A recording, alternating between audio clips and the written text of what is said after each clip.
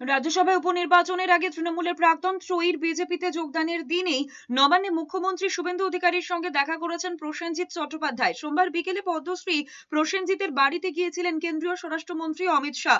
রাজ্যসভায় উপনির্বাচনের আগে অমিত শাহর সঙ্গে সাক্ষাৎ এবং পরবর্তীতে মুখ্যমন্ত্রীর সঙ্গে প্রসেনজিৎ চট্টোপাধ্যায়ের বৈঠক জল্পনা উস্কে দিয়েছে।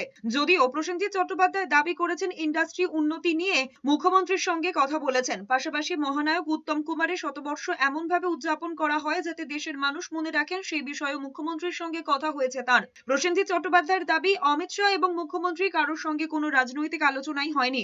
আমি বাইরে যাই একলা একলা অনেক সময় কাজ করতে, আর সেখানে আমার কিছু কিছু সিস্টেমের মধ্যে অনেক কিছু লাগে, যেটা আমি মনে করি যে একটা সম্মান বলা, তাকে অনুরোধ করা এবং তার সঙ্গে অবশ্যই যখন বসে গল্প করেছি, কিছুক্ষণ কফি খেয়েছি, আর নানাবিধ কথা, ইন্ডাস্ট্রির কথা, আমরা ভবিষ্যতে ভালো কাজ করতে পারি, মহানায়ক উত্তম কুমারের 100 বছর, সেটা যাতে আমাদের সারা ভারতবর্ষের লোক মনে রাখেন এমনভাবে একটা জিনিস অনুষ্ঠান করা।